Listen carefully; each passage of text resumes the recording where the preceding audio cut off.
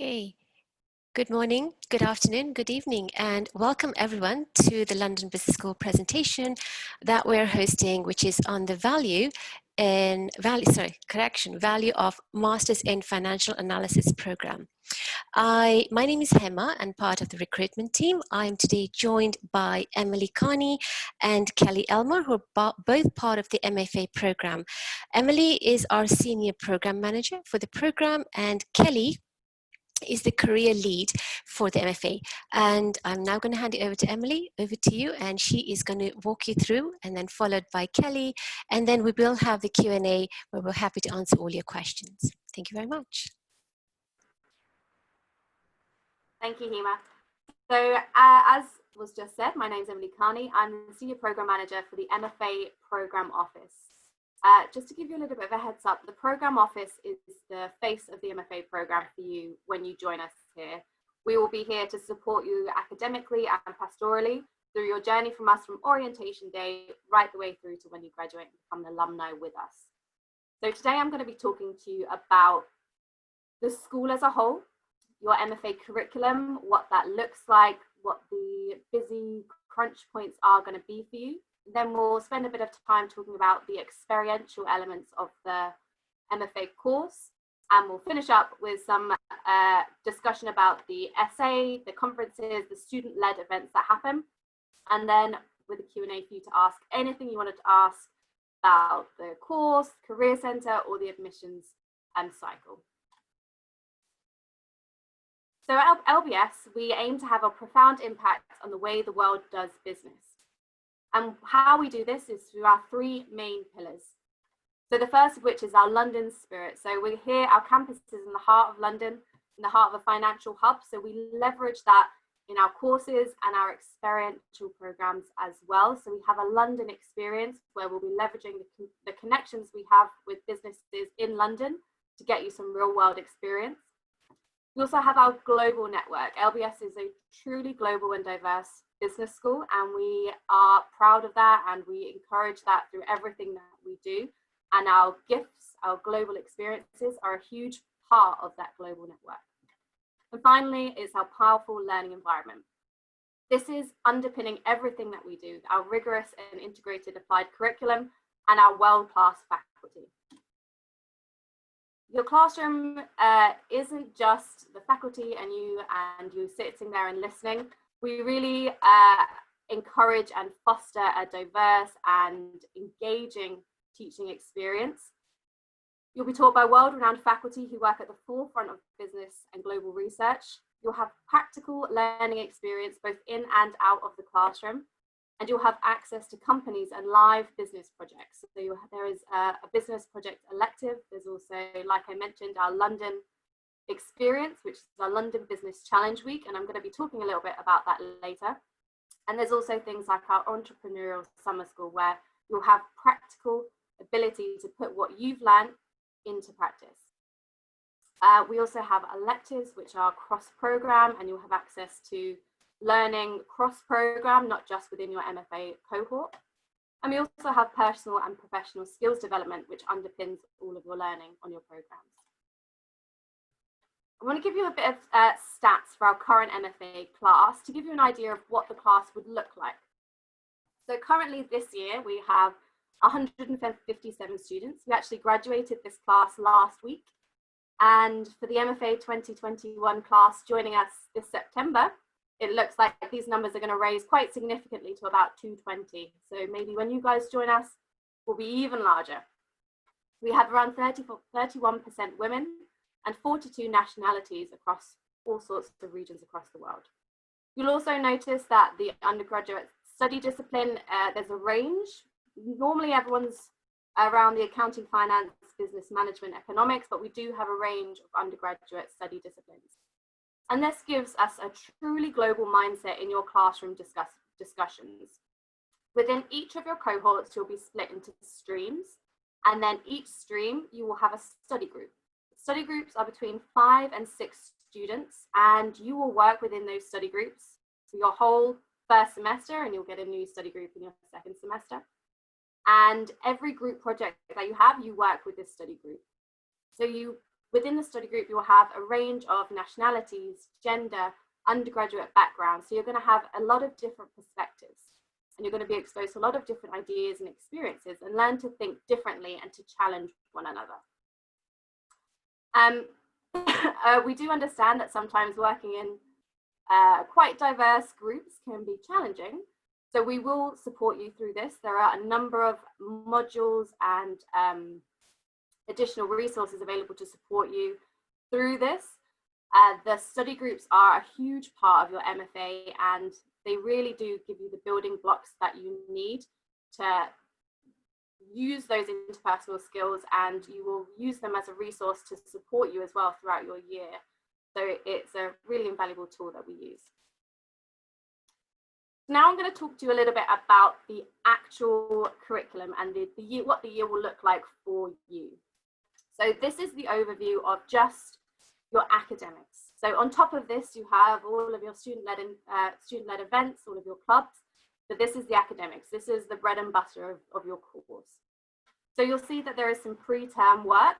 So this is your online courses that are made available to you before your course begins.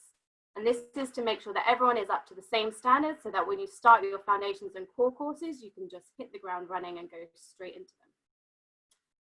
Your orientation and foundations will focus on career skills, on personal and leadership development skills, and also some of those Excel skills that you'll be needing in your core courses and accounting skills that you'll need. There is a huge amount of choice. The pace of the first semester particularly, is very fast. Some people describe it as the busiest year of their life, and we do fit a lot in, but we are there to support you as well. Like I said, you have your study groups. They are going to be your biggest support network in those first few months. But you also have your program office, which is us. We're here to support everything you do, and our well-being services. Our faculty are experts at the forefront of global business, and through their research and professional experience as well. In your core, they'll take the theory and they'll apply it into the real world.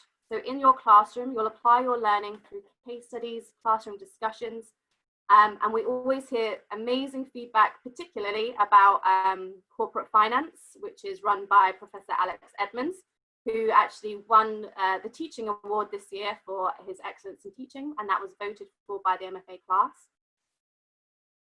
Another one of the core courses which receives huge amount of positive feedback is our mergers and acquisition course. This is taught by one of our senior faculty, Professor Julian Franks, excuse me. And he actually teaches this course, mergers and acquisition, as an elective for other students in the course, and it's offered to the MFA as part of their course. So this is a really incredible course which is given to you as a core. And both of these courses are focused on learning through case study and classroom discussion mainly. And students tend to like this approach to understanding the topic because of the amount of engagement in the classroom and discussion. This is not simply just sitting and learning. We actively encourage and foster discussion and learning through practical exercises. You'll notice from term 2, you'll also have access to elective courses. You'll have access to these in term 2 and term 3, and I'll speak a little bit about those in a second. You'll also have access to a skills program. So from term 1 across to the end of term 3, you have personal leadership and development, as well as business and technical skills courses.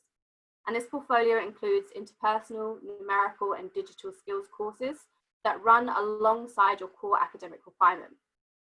This portfolio has been built in consulting with a lot of our key employers, Career Centre, and feedback from students and alumni themselves. And the aim of it is to give you key technical and personal skills that will complement your core and elective courses, but also give you skills that will go further than that, that will help you succeed in job interviews, in the assessment centres, and in your future careers. Throughout also your academic journey, you will have access to our fantastic career support delivered by our Career Centre team. This includes a hub of resources and job opportunities, events, workshops, CV reviews, one-on-one coaching, access to sector leads. We're not focusing this presentation on the Career Centre. However, as it was mentioned, my colleague Kelly Elmer is on the call. So at the end in our Q&A session, she'll be there to answer any questions you have about our wonderful Career Centre. Finally, you will notice that in the final couple here, we have an optional 4th term. So this is actually an extension to the MFA programme, excuse me, which is offered to students for an additional fee. And in this optional 4th term, you can either study on our international exchange programme, or if you have secured a summer internship, which requires you to come back for a 2nd year of study, you can study here at LBS with some additional electives. The international exchange programme for the MFA is in its 2nd year now, so it's still quite a young programme, and every year we're expanding the portfolio more. The current schools that we have on offer to MFA students is NYU Stern, WHU, Smith School, CUHK, and ISADE. But like I said, we're expanding that portfolio every year, so hopefully when you join us, we'll have a couple more in our portfolio for you. So I mentioned briefly that in terms 2 and 3, as well as your core, you will have access to elective courses. Elective courses are cross-program, so you will be studying these classes not only with your MFA cohort, but with all of the other programs within the school. And they really are a highlight of the program for a lot of students. In these electives, you'll benefit from world-class faculty research. A lot of the electives are based on the faculty's research, so you really are getting taught by the specialist in that subject, and their passion really does shine through. You have access to electives across a portfolio. So here on the screen, you can see that there are 7 subject areas within the school, and all of the electives fall within one of the 7 subject areas. And you can choose which of these courses you would like to study. The courses are offered in a variety of formats, which range from the standard 10 weeks, one session a week, to 5-week courses, to block week. We also have evening and modular, which is when you study at the weekend. So you can really tailor the schedule to fit around your own schedule and how you wish your schedule to look. Some students will do this so that they can schedule their electives around potentially an internship. Other students might do it so that they have Fridays off so that they can attend treks, which is run by our student clubs. It really is completely up to you how you choose to do this. And the way that you would get these courses is through an elective bidding system, where you will be bidding for courses against your other classmates. So it's completely student driven. Okay, so I'm going to now talk a little bit about the experiential learning elements of your MFA course. Excuse me. So I touched briefly on this when I was talking about the course overview for the year. So this is your London Business Challenge Week. This takes place in your 2nd term, so your spring term, and it is a week intensive course where you will be immersing yourself in a live project and tackling a live business challenge for some leading financial companies in London. So like I said, we're really leveraging those London connections and immersing you in the financial sector in London. Students will be applying their learning from their core and skills courses to develop solutions that have a real-world impact within these companies. The 1-week project is designed to help London-based organizations address a singular business challenge, and the scope of each project will be defined by the companies themselves. So this really is separate from us and driven by you and the company.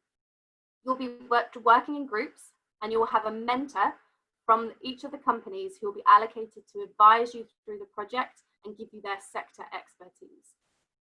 At the beginning of the week, so it's a Monday to Friday project, so on that Monday, you will meet with your team and your project lead from the company. They will give you the project brief. You will clarify the scope. You will look at objectives and expected deliverables from the project. And then you will go away with your group, and you'll have from Monday afternoon to Friday morning to create your findings and present this to the company. So it really is very intense. It's a lot of fun. Students tend to have war rooms where they sit and discuss throughout the campus, and it's a really exciting project to be involved with. The projects are all finance related, obviously, as it's a finance degree. However, the firms are from various areas, including fintech, asset management, investment banking, tech, media. The companies that you can see on the screen, these are a handful of the companies that we worked with this year on London Business Challenge Week. And I personally sat in on the XYZ Reality and Rain Group presentations, and the quality of the findings that the students delivered was truly outstanding, and it was a really exciting project to be involved with. So it's a lot of fun. It's a good one to get involved in. So aside from our London experience, you also have our global experiences, which I'm sure a lot of you have heard a lot about already. So in the MFA program, we refer to these trips as GIFs, which is a global immersion field trip. And these GIFs are split into two main themes. So the three that you can see on the screen currently, these are our social, innovation, and impact GIFs. The GIFs will enable you to apply the knowledge and frameworks you've studied in complex and real-world settings. It will also help you further global awareness and challenge your preconceptions about doing business in other parts of the world. To give you an example, our Cape Town gift, the students there were working in small groups on short-term projects with local organisations there to help them address a specific business challenge you have. So every gift is completely different because they'll work with different organisations and they'll be helping them with a different challenge that they will have at that time. So these are really real world live experiences that you're going to be having. In addition to this, you will have guest speakers, you will go to organisational visits. There's a faculty member attached to each of the gifts, and you will have an opening and closing session with this faculty member, which is designed to help expand, obviously, your knowledge, reflect on what you've experienced that week, and how that will feed into how you approach business going forward.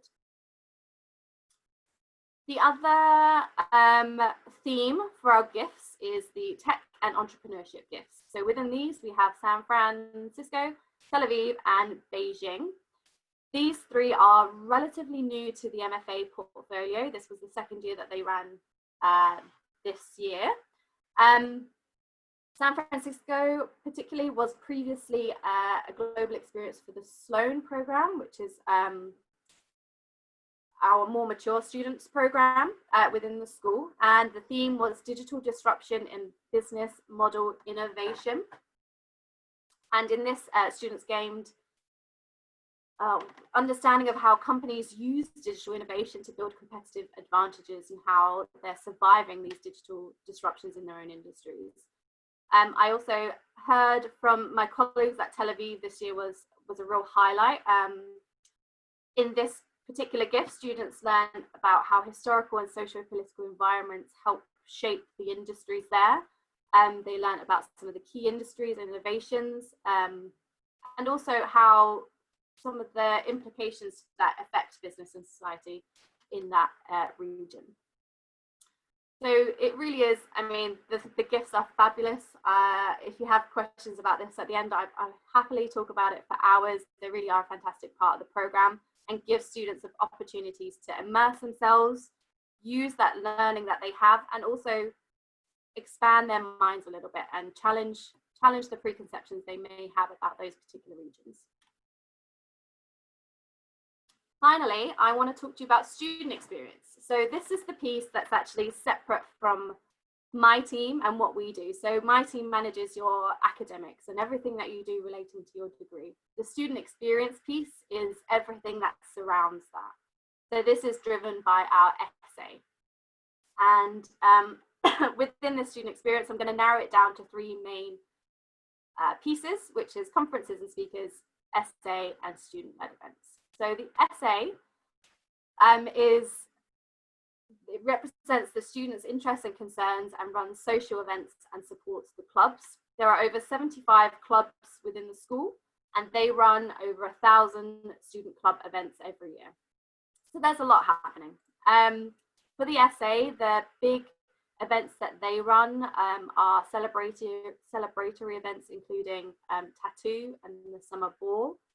Tattoo is a highlight for the LBS community. It's a celebration of all that we believe makes LBS great, which is its diversity. It brings together food, art, entertainment. It uses national clubs to bring in all different cultural food stands. There's normally also a battle of the bands that happens, which is often judged by some of our famous faculty, which is great. On top of this, we have our conferences. So I highly encourage everyone that comes to LBS to get involved at a club, whether that's just taking part and going to the events or taking more of a strategic leadership role within the clubs. There really is everything that you could think of, clubs ranging from special interest, sports, professional interest, anything that you can think of. And this, I would say, it's one of the best opportunities to get involved and expand your network outside of your cohort. And also it's a great social advantage to you all. We organise some incredible conferences every year. Some of the key ones that we organise that are highlights of the year every year are Women in Business, the Africa Summit, TEDx. We also have Year Out, which is a conference organised by the Out in Business Club, which is Europe's largest LGBTQ+ student-led business conference. And it brings together students, employers, activists from all around the world to connect and discuss current issues and the intersection of business and LGBTQ+ rights. So it's a really incredible one to get involved in.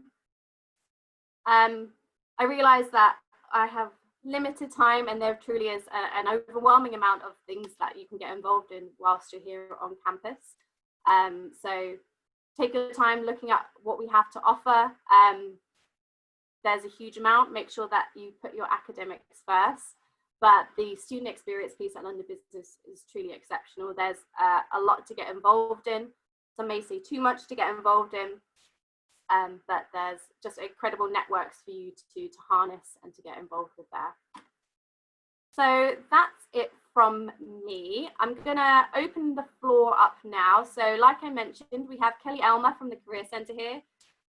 We also have our recruitment admissions for any questions you may have about that. And if you want to ask me any questions about what I've said or about the MFA program as a whole, please let me know.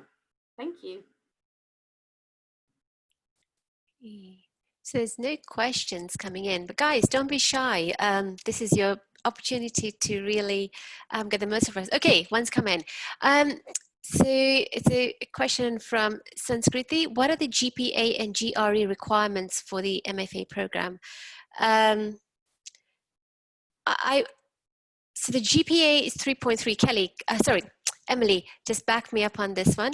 The GRE does confuse me a little bit. Do you want to hop in on that one, please? What's the GRE requirement that you seek? You're on mute.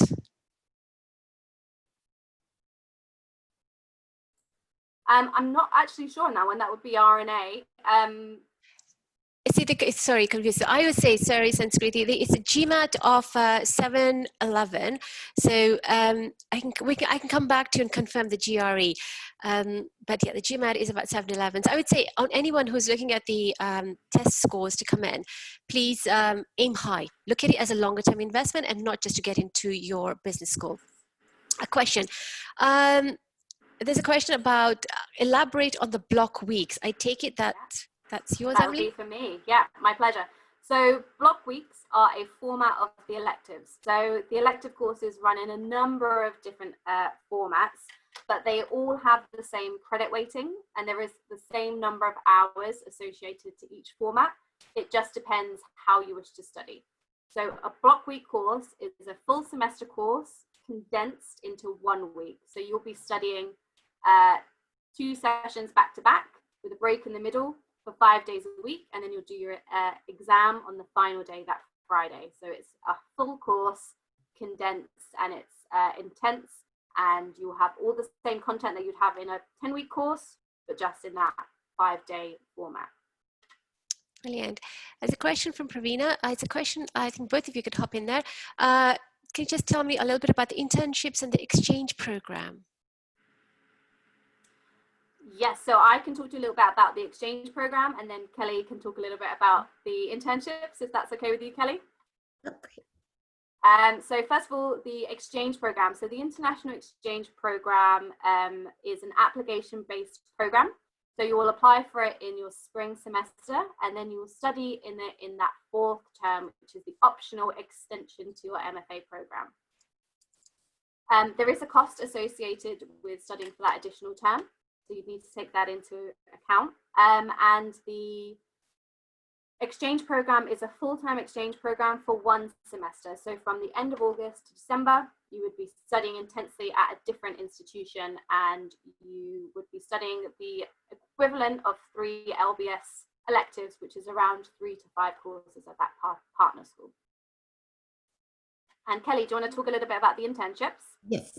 So through the Career Center, we provide access to job opportunities. So we have a jobs board, we have employers that come in and recruit on campus or that get engaged with us in different ways. We don't arrange internships for you. That's up to you to apply. Keep an eye open for opportunities and apply. And what we do in the Career Center is we'll work with you on your applications and your CV, your cover letters, and helping practice for your interviews.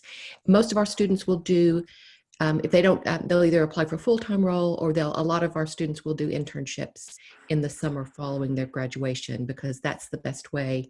A lot of companies recruit through internships now, but also it's the best way for you to find out if that's the right job for you. So most of our students now, I've just been tracking our 2020 group, and I don't have the percentages in front of me, but most of our students have some type of summer internship lined up. A few of our students also will do some kind of a part-time internship in the spring. If you've got past kind of the bulk of some of your core requirements and you can fit in a few hours a week, some of those opportunities are out there as well. Brilliant. Okay, a second question was, how do you see admission competition it's going to be intense next year? This is listen, I'm just going to say, and guys, ladies, hop in that we've had phenomenal interest for this year's program, and as Emily highlighted, our interest the interest increases year on year. You're buying into not just the content, but you're buying into the faculty that delivers this content to you. You're buying into the network. So I would say apply with full confidence. Please do background reading on who LBS is and what LBS delivers. This presentation will be available to you. Go back and listen to it again, and have your scores ready. Aim high, and we will always, we'll always work with you, guide you, motivate you to bring you on board. It's a joint effort that we're bringing. But yeah, so will the competition be stiff? Yes. No, who knows? It's LBS is a great school, so please aim to come here. Yeah, that's about it. Okay, there's a question. Okay, in terms of links with employers, so for instance, investment banks and hedge funds, to what extent does the Career Center facilitate relationships with recruiters at firms such as these? Kelly, would you be able to hop in? Yeah. So what we'll do is a lot of these recruiters will either come on campus or they will engage with, I'm just trying to think ahead to this year in terms of some recruiters might do more virtual events. So a lot of the big names will do events with us, would just be them presenting about themselves and talking about the recruitment process from their point of view. We'll also do larger events where we invite several different employers to come. Employers will post to our jobs board and be looking specifically to recruit through LBS. We also have quite a lot of alumni at a lot of these, like you mentioned, I think investment banks and hedge funds. We'll also get alumni in from some of these places to just talk with you in smaller groups in terms of what's it like to work there and how you should go about applying. So we have different ways of engaging with our employers, but LBS is considered a really strong brand with the investment banks and hedge funds and that type of employer. Brilliant. There's a question here. What differentiates the MFA from the MEF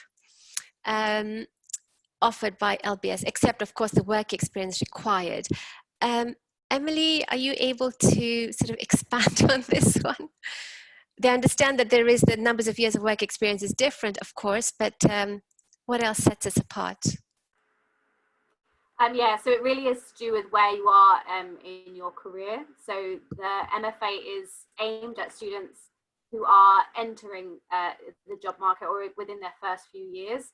And the MIF is for those who are much later in their career. It's a mid-career program.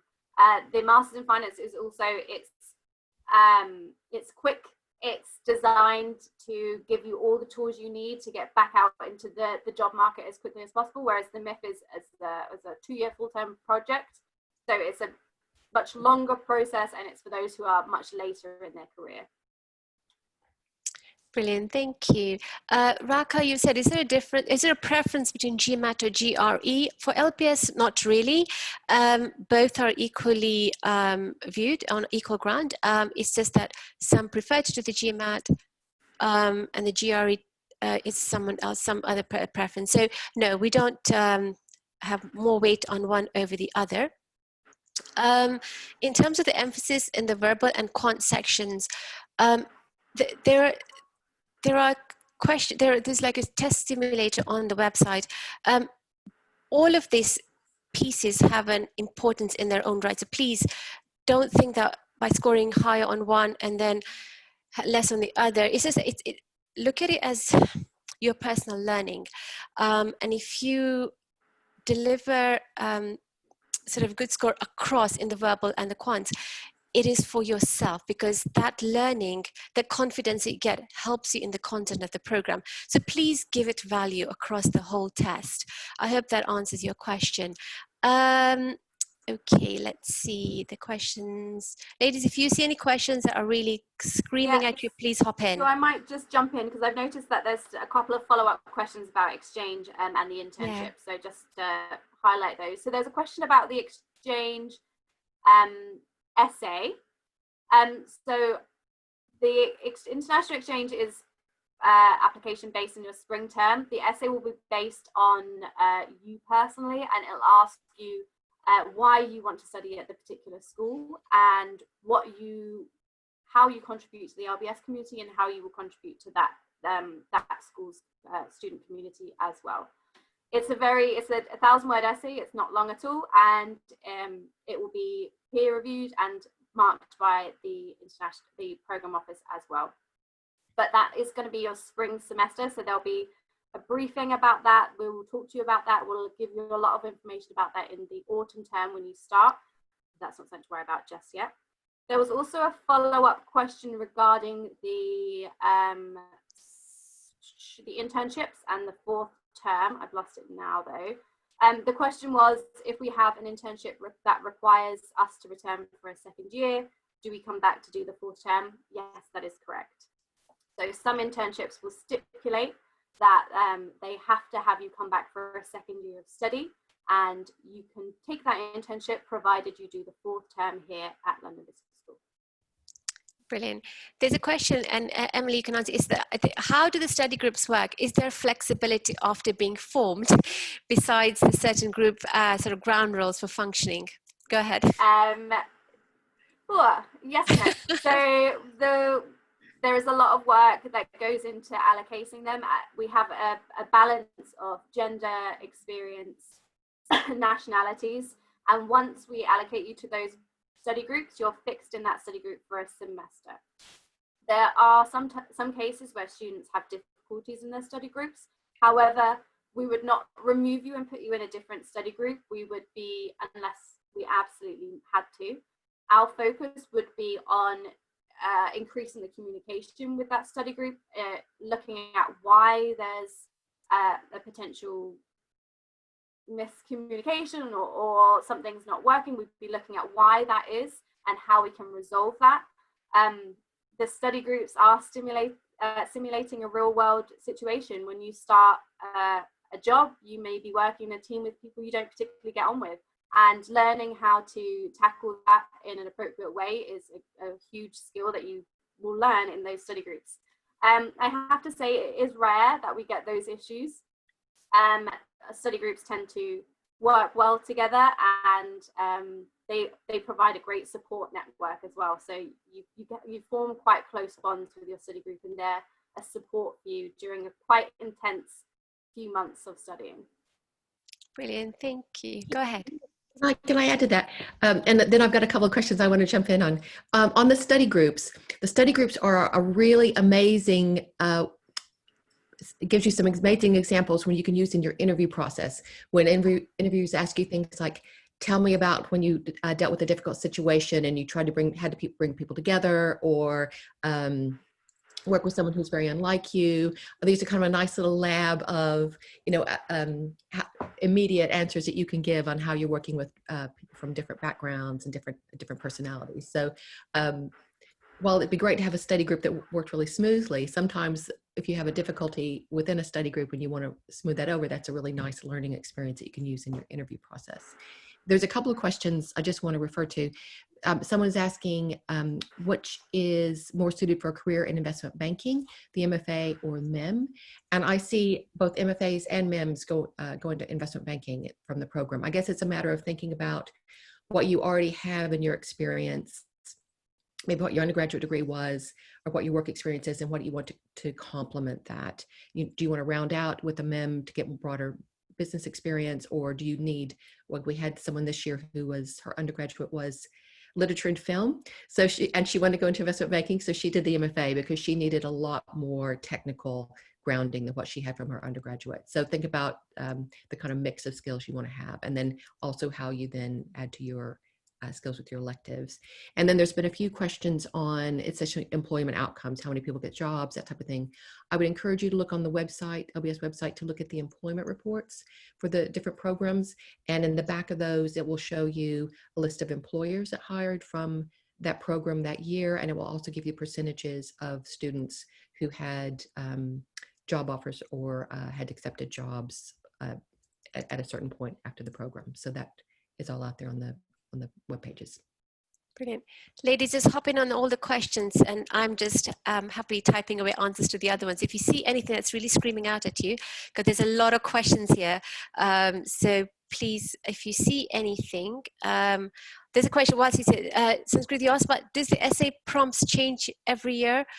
At the moment, they're pretty similar year on year. We're looking for what's the motivation that's driving you, and how you see the program delivering for your personal development. So there aren't huge variations to the essays every year. So no, the answer is that they're similar every year, or pretty much on the same questions.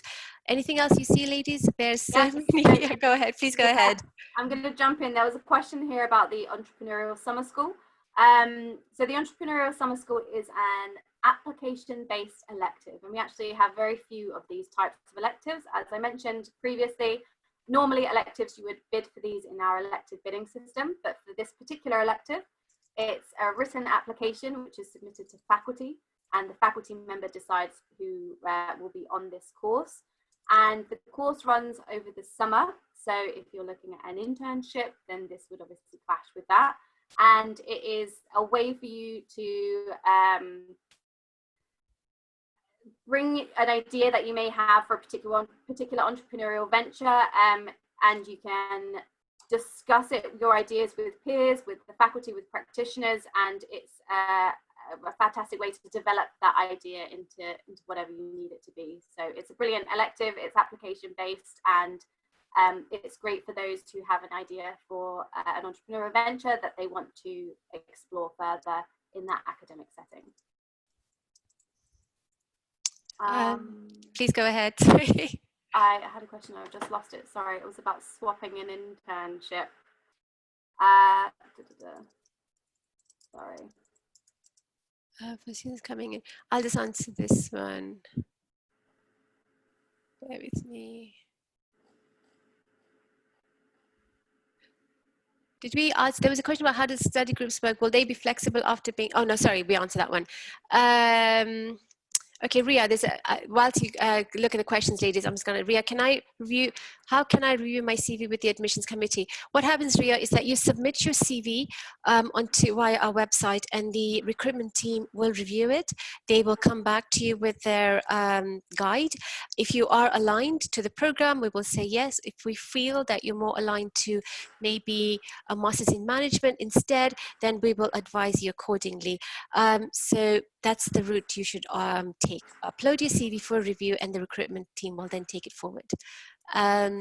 Yeah, so the question that I read and then lost was, is it possible to swap an internship with an elective course? Unfortunately, the answer to that is no. So you are required to do, as part of your MFA program, in order to graduate, 3 elective classes, and you must complete those. The internship should be done alongside the program and cannot be substituted, unfortunately, for any part of that program. Okay. Juan, you said, given that we can only take GMAT online once, is it possible to update the scores and the application when test centers open? Do you have any recommendation we can not meet our target? I believe GMAT centers, hang on, you have the option of retesting. So if you feel that the score is not what we want or what you want to, you can retest and resubmit. Yes, that option has always been open to you. So I hope that answers it. What else? Hema, can I just answer a Please question? go ahead. Please go ahead. Go ahead. From Alvaro, and I'll need Emily on this as well. And Alvaro is asking about how does the student visa work? A couple questions here. One is, you're allowed to do internships during the program. And Emily, there's a certain amount of hours you can work during the program. Is that correct? Yes, that is correct. So I would always say refer to our visa team just in case something has changed. However, the standard rule is if you have a student visa, you can work 20 hours a week. And that's it, I believe. Obviously, the MFA is a 1-year program and it's very intense. So we do not recommend you taking long internships during the program, because you are expected to commit to and complete all of your core courses. With the MFA, most students will do their internships, and Kelly, correct me if I'm wrong here, towards the end of term 3, because they can choose electives that finish a little bit earlier, and then throughout the summer, when obviously they don't have those core courses. Yeah, definitely. And I would say, I mean, someone had asked me the other day if they should do an internship in the autumn, and I thought, what I see is the students are so busy with coursework, you know, getting used to a new city, getting used to your study groups, taking advantage of all the social activities, and even just working on your CV and getting ready for your interview process, that usually it would be late spring before I would see students start to do an internship just part-time.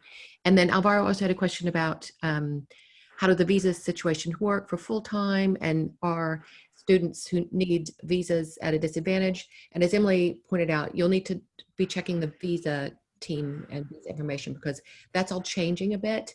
And I think we're still waiting, Emily, for the final pronouncement from the government on how the visas will work in the 20. Yeah, we're still waiting for an update on what that will actually look like this year. I can tell you what it has been in the past. I'm from the outset, I can say that no students that needed a visa are not disadvantaged. They would just work a little bit closer with our visa team, who are fantastic, to make sure that you get a visa and are ready to start the program on time. So maybe you might need a little bit more lead time depending on where you are in the world, but you're definitely not at a disadvantage. Our visa team does help you with the visa. Ultimately, it's the student's responsibility, but we will assist you with that. Obviously, it can be a little bit tricky for some places, so you will be supported in that process. There was also a piece to that about recruiters. Sorry, do recruiters help? So, there are 2 questions there. One is about the visa for the application, I think, and then the other one's about a visa for a job. So if you're applying for a full-time role after you graduate, so the situation currently is some companies sponsor for visas and some companies don't. So that is something you'd have to take into account depending on what the rules were. But it looks like the government rules are going to open up more, where you would have a couple of years to be able you'd have the right to work for a couple of years without a company having to do anything extra. Having said that, you know, we have the visa situation in the UK. So if you were looking for a job with a company that would also require you to rotate through other countries. Just because the UK government allows you to have a work visa doesn't mean you have the right to work in other countries. So that might be a bit of a glitch with some companies. Brilliant. I'm just going to hop in here and answer the recruitment question from Hasandeep Singh. Yes, the application process starts simultaneously both for the MFA and the MIM program. The timelines for all of this are now on our website, so please go and have a look. It tells you we have 5 rounds, and it also tells you when the decisions are going to be made and when you have to pay a commitment fee, etc. So it's all on our website. And then the question is, the application process, does the review start? So we review according per round. So as soon as you submit for round 1, the admissions team then kick in and they will review your application and they'll see you through and advise you accordingly. So yeah, the website has a wealth of information, and the FAQs will also answer further questions about recruitment. And any other questions on that, just hop us an email at either masters@london.edu, or specific for MFA will be mfa@london.edu. Ladies, more questions on program or careers? Yeah, I can see there's a question here about Go ahead. COVID. The question on everyone's lips, so I'm happy to tackle that one. So the question is there any change in the way the course is delivered due to COVID-19? So I'll talk a little bit about how we dealt with the tail end of the previous MFA cohort, and then I'll talk about what we're going to do for the coming year. So for the MFA 2020 cohort that have just graduated, obviously there was a significant change in the way the course was delivered because London went into lockdown. So we had to very quickly shift from a face-to-face format into a 100% virtual format. This was done in around 3 days, so it really was a very quick turnaround, but a very successful turnaround, I must say. It was really, really quite touching to see how well the staff, the faculty, and the students pulled together at that time. So I was very proud to be a member of the LBS community. With the coming cohort, so the MFA 2021 class, who will be joining us in September, they will be starting with a virtual start date. So their pre-courses, which are online courses anyway, that will all happen online. And this year, their foundations will also happen online because we will be starting with virtual until the 21st of September. From the 21st of September, we will be going into a hybrid school. So for the MFA, only the foundations are going to be affected in the virtual format. We will be delivering everything online. So we've been working very closely with the faculty that lead on those courses during our foundations to adapt them to a virtual delivery method. For some courses where there's a lot of discussion, that is simply moving the lectures into a Zoom format. For some of the lectures which are more requiring you to go off and do some study and then work together on the solutions, we're doing a mixture of static content and live content. So we're taking each course as an individual and making it work for that individual faculty to make sure that students have the best possible learning environment. From the 21st of September, we will be operating a hybrid school until the end of the autumn term. And this will be a combination of face-to-face and online delivery. And obviously with the UK government, following UK government guidelines, we will also be having social distancing within our campuses. So that's the main differences. Things are changing rapidly, and hopefully we'll be able to move back to our face-to-face delivery in spring. But this is obviously going to be reviewed in autumn, pending what happens with the world next. So I hope that answers your question. If you have anything else, let me know. Emily, there's another question for you. It's about, can you tell us more about the treks? Treks? Yeah. I can tell you a little bit about what I know about treks. So treks are run by the SA, they're run by the clubs. They are, depending on the club that's offering them, they are either career-based, professional skill-based, or just for fun.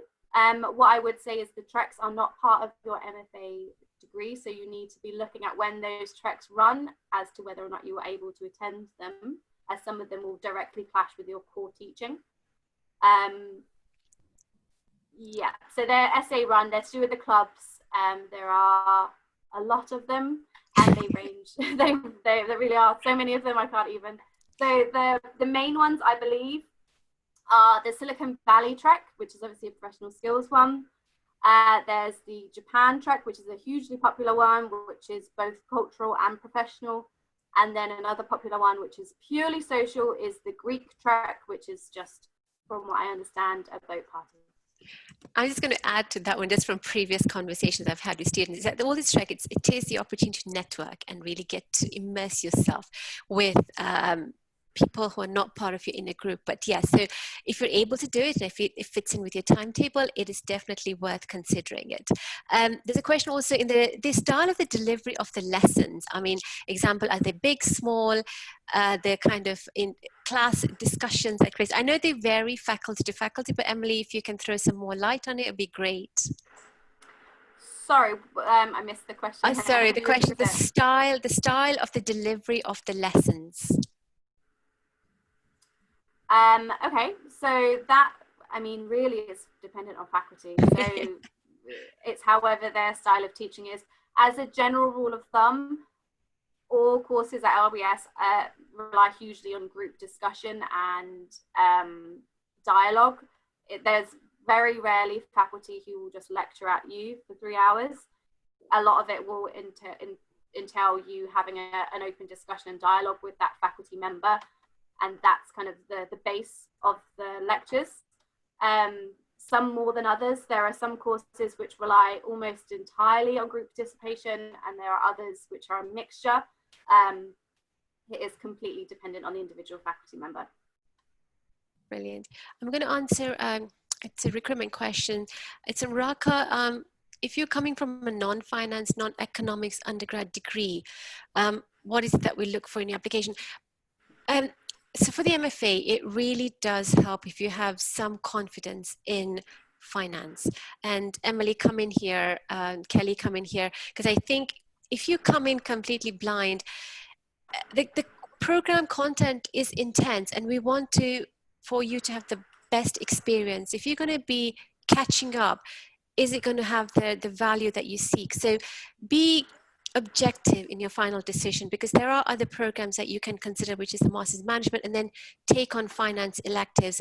Ladies, if you want to throw some light onto somebody who comes in very thin or sort of very little finance or economic background and considering the MFA, what's your view on this one? I've given the recruitment angle.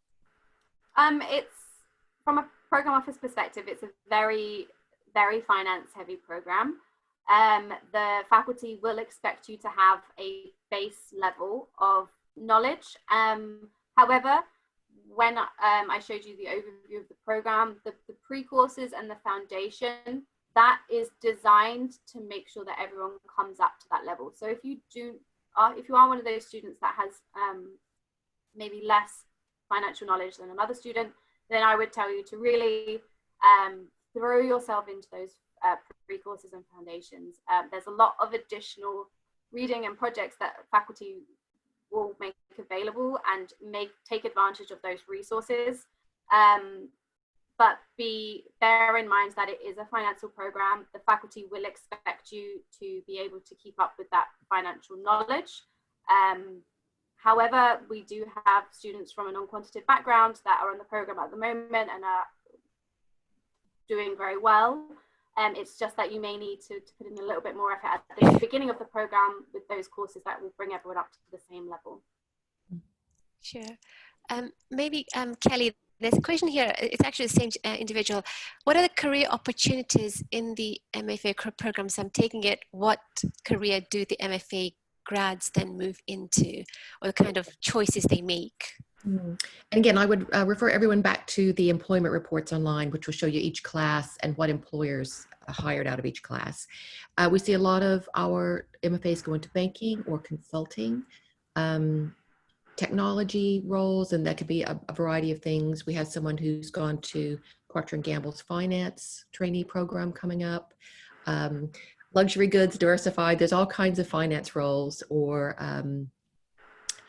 Some people, we have a few that go into private equity, but usually you need more experience to go into private equity. So the bulk of our students usually early on will apply for investment banking or consulting because those application processes are early, but then we see a lot of them go into slightly different things, maybe technology,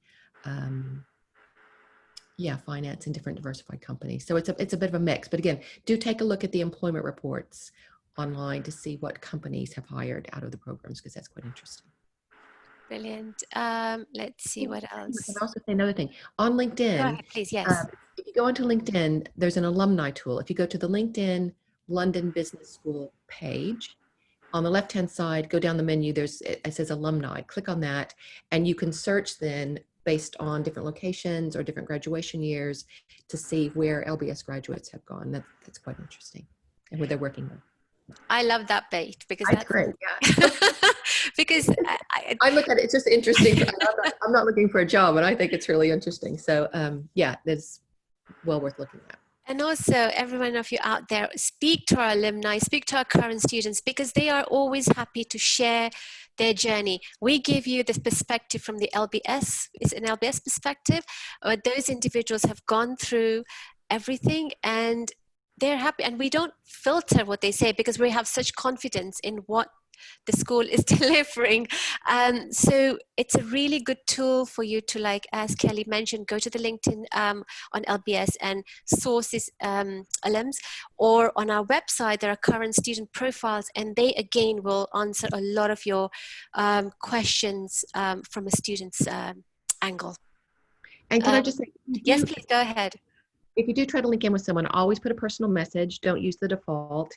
And if you be very specific, if you have a question, don't say something like, tell me about your LBS experience. That's too broad, and these people are very busy and they're hearing from lots of people. So be very, very specific if there's something you want to ask, or maybe just link in with someone and say, I'm thinking about going to LBS. It would be great to maybe speak with you at some point. So then you've linked in with them, you can follow them, and at some point you can maybe speak to them again. So, and don't, and a lot of people get a lot of LinkedIn requests, so don't be offended if they don't. That's a really good piece of advice, actually. Thank you both. Thank you. So we are actually, I'm sorry, there are loads of questions I haven't been able to answer, or we haven't been able to answer. But like I said, you can send them to masters@london.edu, or very specific MFA questions, mfa@london.edu, and we will take it from there. Ladies, finally, one last piece, something that you want to share, like a takeaway for our prospects before we wrap this session. Emily, over to you. Yes, of course. I mean, first of all, I'm excited to meet you all when we finally can meet up in public again. And really do reach out to our alumni community. One of the most amazing things about London Business School is our community. It's the people. The students who have now crossed over into alumni were once admits emailing these same queries to previous students. It is a cycle, so please do reach out to them. They will be more than happy to speak to you. Like Kelly said, just be mindful of their time a little bit, but the community really is the best thing about LBS. So please do reach out to them and they'll be more than happy to answer your questions. And I would say be thinking about your career and what you want to do. But really be thinking about what is it you'd want to get out of an MFA or some other program at LBS, and think about part of your LBS experience is learning about the different opportunities that are out there. So that comes with the program, that you start to do some job searching and figuring out what you want to do. But as much as you can do in advance to figure out what kinds of things you think you like and how the program will complement that and what that adds to your skill set is quite important, because that's an important part of the interview process, to be able to explain that. So do as much research as you can. There's tons of stuff online where you can look at different roles and think about what interests you, but do as much thinking and self-reflecting as you can about your career and what you want to pursue before joining LBS, because that will then help you in the long run. Brilliant. Excellent. Well, ladies, thank you so much for your time. It was an absolute pleasure having you on board. And all of you, our prospects out there, once again, thank you very much for joining us. I hope we're able to give you as much insight into the program, and we look forward to continuing our conversation with you. With that, I'm going to say goodbye to you all. Thank you very much. And take care. Bye-bye. Bye. Bye.